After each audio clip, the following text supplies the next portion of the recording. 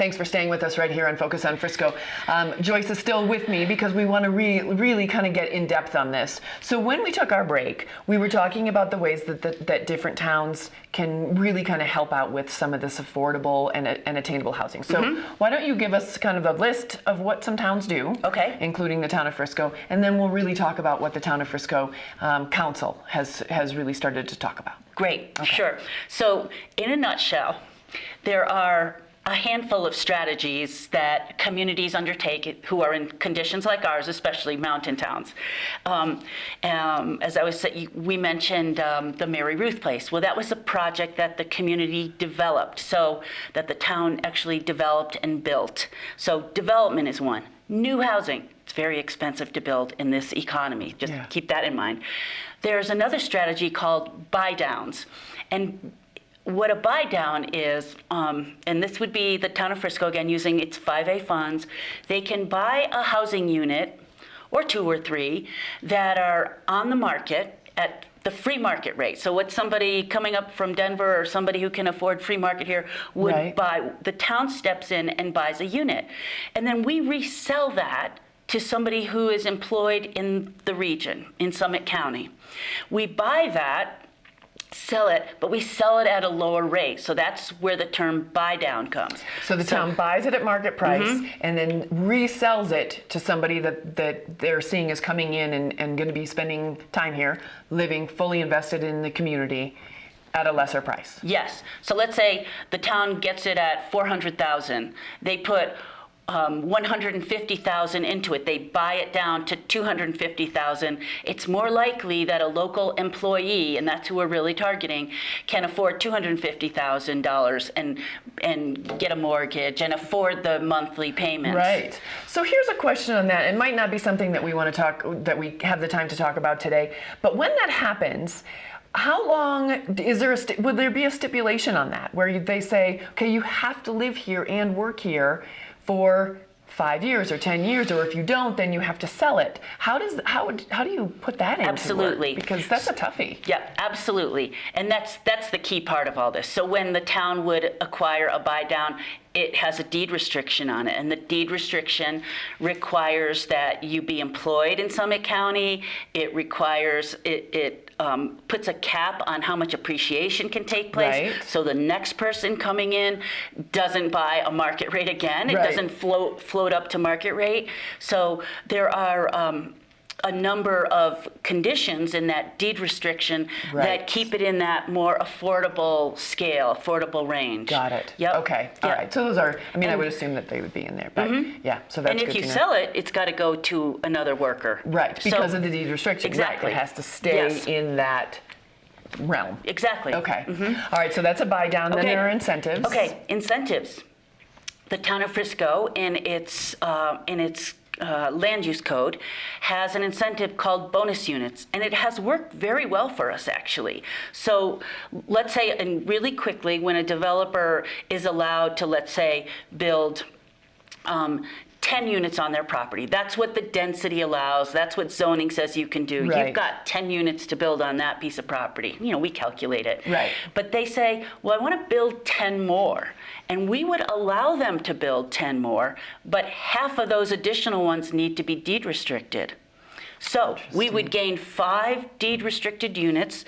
The developer would gain 5 more free market, so that helps to fund this development too. Right. So the developer walks away with 15 free market, and the community gets 5 deed restricted. Got it. We've seen this happen at Town Center, one of the developments, at condos off Main. Okay. So we've achieved maybe 25 units of housing by allowing an incentive in our land use code. That's fascinating. That Can is be very fascinating. helpful. Right. And do the developers look upon it as a win? I mean, is it because they're getting those extra units that they wanted, because that's more money in their pocket, which is obviously what they do. You know, it's a business. We do have some people doing it, and so they do see it as a win. Otherwise, I'm sure they wouldn't do it.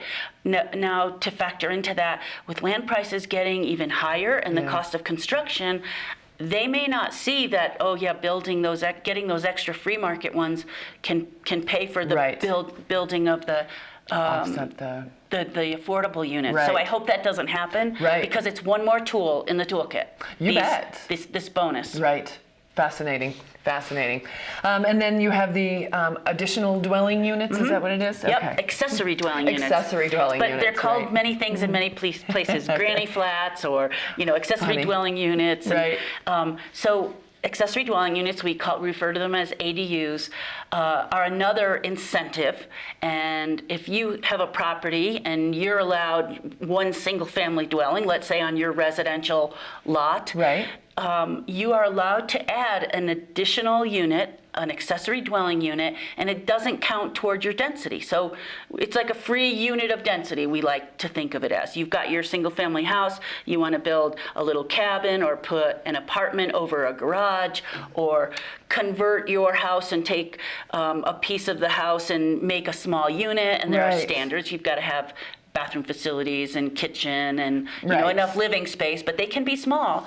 So that's something else you can do. Those are also deed restricted. You can rent those, so you can make some income to pay back what you invested in the Right. construction. But it's another unit of housing, and we encourage those. Yes. It's So- infill too, so it's nice Exactly. Exactly. that you don't have to create a big development. You're actually, like I said, some people have cabins in their backyard, and Right. you can restore those or change those into a unit of density, make an apartment, rent it, That's... another place for people to live. Well, and that's it. I mean, it's really cool. So you could do that garage that you've been thinking about forever, add a little unit on the top, and this really becomes part of what the town's goal is. Interesting. And all of these things that we've talked about, these are all in play right now. So people can, as they listen, they can come to you guys and say, hey, I heard about this. I want to explore it more. They are. And these are all in play. Yes. All right. So what happened at Town Council this week in terms of moving some of these things and beyond forward? As I said, this housing is a top priority for the council, Right. and they would like to see some action, and they'd like to put some programs in place, in addition to the other things that they've been doing. So I want to just take 1 second to remind people that, people have heard about the CDOT, the Colorado Department of Transportation Right. parcel that's on Granite Street. Yeah. And we are still working very closely with CDOT to try to put together an agreement to build rental housing. So I just wanted to make sure that, that's a separate project, so we are trying to take action on that.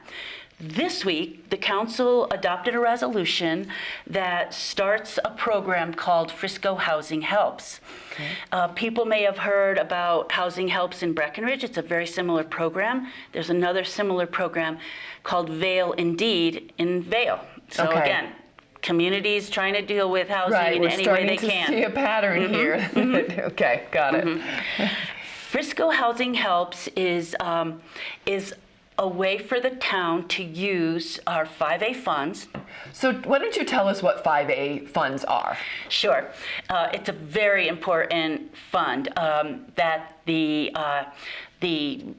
residents of Summit County voted in on 2 occasions now to tax themselves and put money into a fund solely for the use of building affordable housing.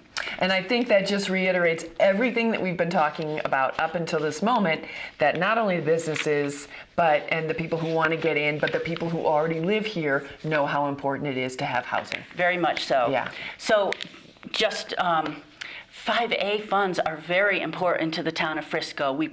By the end of this year, we'll have $4.7 million in our 5A fund. And so that's why, too, the council's ready to move ahead and Right. say, well, let's use some of this. I think it's fascinating. Now, I'm sure that we have brought into your minds lots of information. So I recommend that if anything kind of piques your interest or you think that it might be a possibility for you, take a few minutes, call over to the town, stop by, ask the questions. And this just might be the opportunity that you've been waiting for, but had no idea that it was even out there. So I would certainly suggest it. Joyce, I can't tell you how much I appreciate your time today.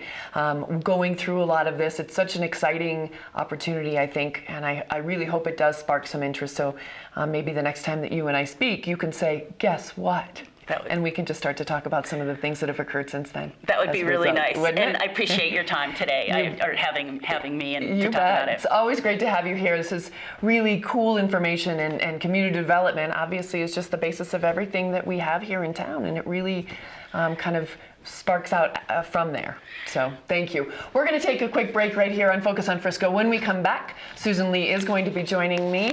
We're going to be talking about all the things in the community that you guys have stated and what the town council is doing, and really some neat changes coming up, so stay with us.